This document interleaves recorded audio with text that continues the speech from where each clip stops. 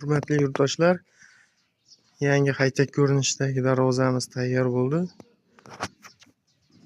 Darvozamizni tayyorlashda sizlarga ma'lumotini berib o'tamiz. Darvozamiz ikkala yoni korobkalar 12/8 profildan bo'lgan. Tepasi 12/8 profil, ostiga qalin shiviller qo'yilgan. Darvozamizning lislari 1.8 qalinlikda bo'lgan. Mana bu o'rtadagi profillari 8/4 1.7 stenada tayyorlangan.